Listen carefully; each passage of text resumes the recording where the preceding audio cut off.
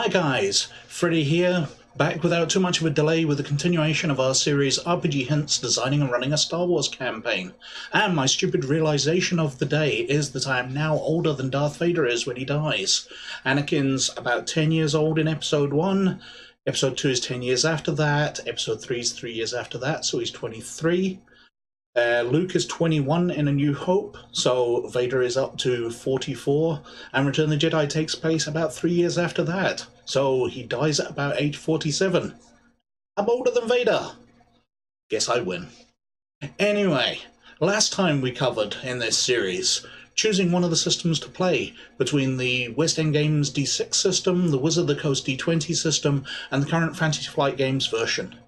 We also went over choosing an era to play in, including the Common Rebellion, Clone Wars and sequel eras. We also covered the numerous Legends timelines, from Knights of the Old Republic through to the Legacy era. We also touched on choosing a playstyle, something we're going to dig a bit deeper into today, with creating your campaign, world building and non-player characters. So, you've chosen at the highest level what kind of playstyle you're going to have. Maybe your campaign is going to be about heroic rebels trying to fight the Empire, or maybe you're going to be all about the wretched hives of Scum and Villainy as they try to make an honest buck. Or maybe you've decided to run a villains campaign, so they try and learn the ways of the dark side and dominate the galaxy. But that's really only the vaguest ideas. What you really need to know is what your campaign's going to really be about. What kind of adventures are they going to be having, and what goal are they working towards? If they're rebels, are they trying to free a particular planet, and all the missions will be about gathering the resources for that goal? Will they be about planting bugs in Imperial's communication systems so they can monitor troop activity? Or maybe they're searching for an Imperial superweapon, finding those responsible for making it, and where the construction yards are, finding ways of stopping supplies, and eventually sneaking in to destroy the weapon before it commits untold atrocities. If they're Scum and Villainy, are they working for a particular gangster like the Lady Valerian on Tatooine and trying to help her become #1 in a rivalry with Jabba the Hutt? Or are they rivals themselves as someone like Hondo Anaka and constantly involved in trying to steal prizes from under his nose, gaining enough power to become pirate leaders running their own gang or fleet? Or maybe they're good guy smugglers looking for enough money to settle down and buy themselves out of the debt they got into to buy their own ship originally? Or as bad guys, are they searching for the ancient secrets of the Sith to be in a position of power to seize control after Emperor Palpatine falls? There's obviously far too many ideas for me to discuss every single option, but having a clear idea of what your players are going to be doing and where the campaign is going, either short-term or long-term, is absolutely vital. As Republic forces during the Clone Wars, they could be a mixed group of Jedi and clone troopers trying to free a planet from the Separatists, with adventures being mainly based around building local support and defeating enemy plans. But your long-term plan might be actually for these mixed group to survive Order 66 and the Jedi Purges, seeking sanctuary away from the newly formed Empire. But you only need the vaguest of long-term plans at the moment, as the campaign can evolve with ideas of coming out of emerging gameplay. Perhaps in the Republic campaign I just mentioned, the enemy general escapes a few times, even after they win. The campaign might turn into tracking him down and punishing him for his atrocities. I can really see that turning out to be quite interesting as Order 66 is issued, and they become fugitives themselves, pursuing this villain into the underworld, where he's now become a powerful figure within Black Sun or the Crimson Dawn. Now, don't get me wrong, while having a plan is essential, you don't need to plot every single little detail out, and a lot of the fun of RPGs is the spontaneity, but having a clear mission statement for your campaign is vital, because it's going to help you make adventures, it's going to make things far easier for world building, and with that clumsy segue, we'll move on to world building. Now, because you're running Star Wars, a lot of your world building's done for you. You've got Stormtroopers, and you've got Jedi, and you've got Star Destroyers, and you've got Tatooine, and you've got Coruscant, and you've got loads of things to stick in your mixing bowl to see what comes out as your campaign. But creating a galaxy is a massive job, and you're going to want to reduce that in scope to something far more manageable. What you really need to do is select a few key locations where the players are going to frequent, like a tavern in Mos Eisley, or a trader camp near to their hidden rebel base in Kashyyyk. If they're ship-based, they're going to need to dock their ship somewhere where they've got friendly techs to fix it up and disreputable contacts to sell their illegally obtained cargo. If they're military, like the Republic or the Rebellion, where's their base going to be? Maybe aboard a capital ship, maybe hidden under a speeder garage in Theed City. But wherever it is, bringing the universe into that place where the players know people is absolutely essential to your world building. While watching speeders race past their windows on Coruscant is one thing, far more memorable to the players are the people that they meet. They're going to remember the Celestan barkeep on level 5, who constantly wipes at the stains on his bar as he tells them about what he overheard those Imperial officers say last night. They're going to remember the swoop gang they made a deal with to keep an eye on the streets for them. These are the people they're going to want to revisit, so a major part of building your world is building the people within it. So, choosing a home base for the campaign is the first thing. You can choose somewhere famous, but then you've got the danger that Star Wars history is going to get in the way. Setting a campaign on Alderaan during the years before the Battle of Yavin could be absolutely great. Senator Organa is founding the rebellion, and there's loads of places to play in that, being sent on secret missions. But your players are going to be aware that they really shouldn't be making any long-term property investments, and you're going to be signposting exactly what's going to happen at some point. Which could be the point of your campaign, the impending doom of the Death Star's attack on Alderaan.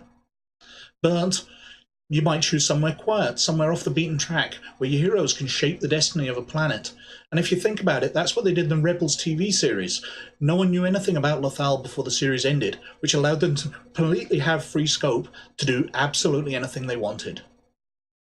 So do a little research, have a look on Wikipedia and see if anywhere takes your fancy. Or perhaps you just want to create somewhere new of your own. Create Planet Zib in Sector X, which is known for its fuzzy green bananas. Just go off the wall and create something new. The Star Wars galaxy is absolutely massive and it's got plenty of space for you to add your own stuff. Which makes sure that Star Wars history is never going to get in the way, because nobody knows the history of it, because you're writing it. But anyway, with a home base chosen and an overall idea what your campaign is going to be about, ideas should really be starting to take shape in your head, and you can begin populating your campaign.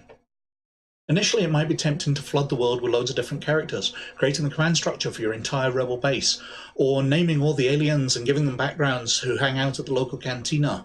But your players won't get to know everybody at once, so your task is far more manageable if you choose just a few select characters. In all likelihood, these characters are the answers to these 3 questions. Who gives the players missions?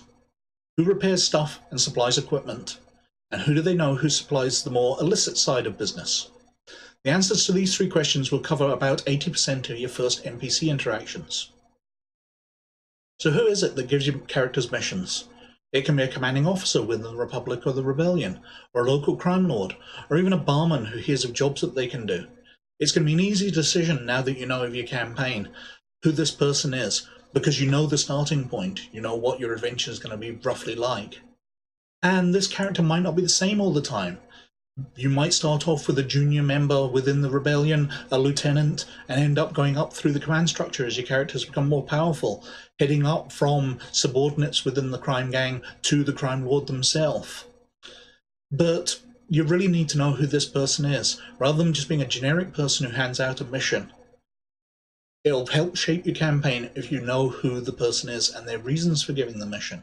Are they a veteran of the older wars? Are they a Clone Wars era captain who's now serving in the rebellion?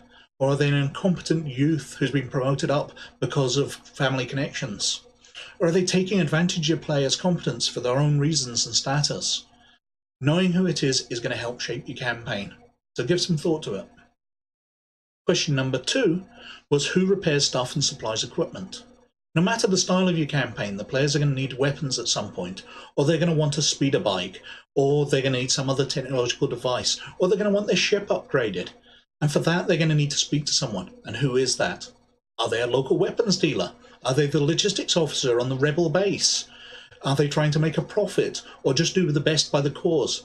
Because both ways, they may need favours from the players in return for their services, both in very similar ways. A weapons dealer may want you to get explosives so they can sell them, but a logistics officer may want those same explosives so he can supply them for another rebel mission.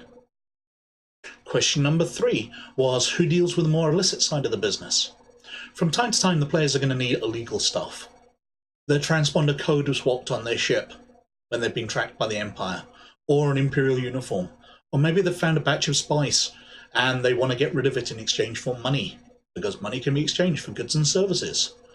So who is it that they go to? It may be very well one of the 2 that have already been mentioned. Their crime lord boss might be able to help them, or the local weapons dealer might have underworld contacts that can help.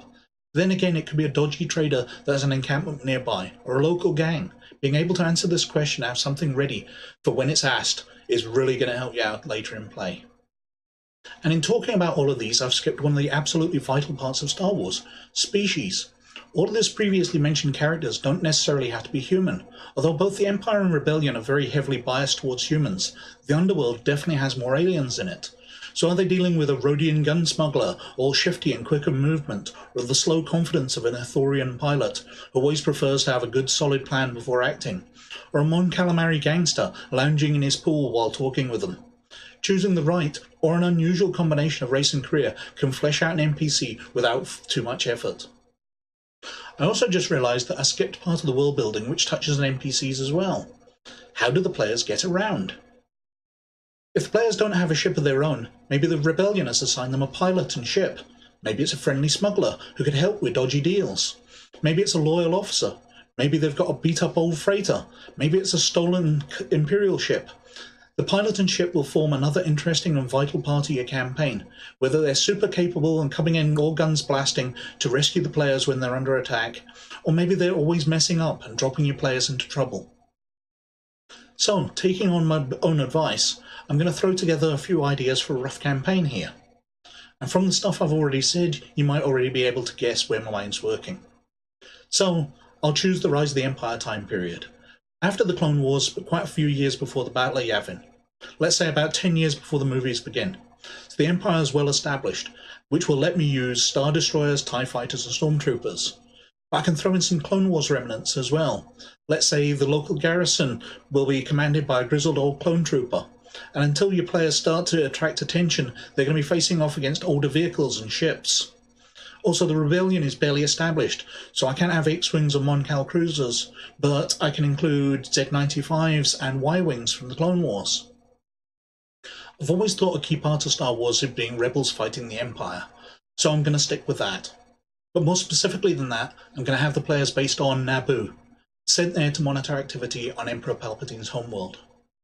The rebels are going to be based out of a cantina in Theed.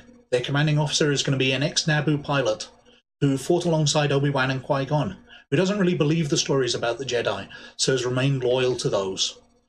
He's still got contacts within the local militia, so the players can rely on getting help from one of the local armories, where as long as they don't cause too much trouble, they can get supplies and repairs.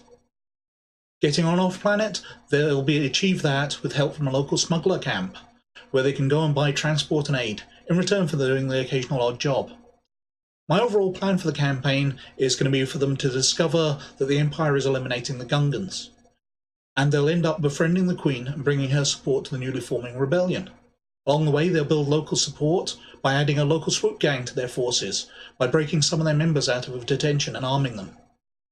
And with that, I've got the basis for a campaign.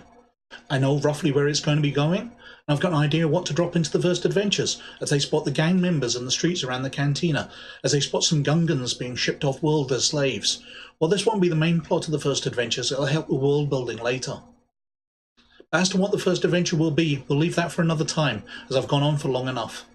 And, again, I hope I've given you a few ideas. I hope you'll like and subscribe to the channel if you like what I'm doing.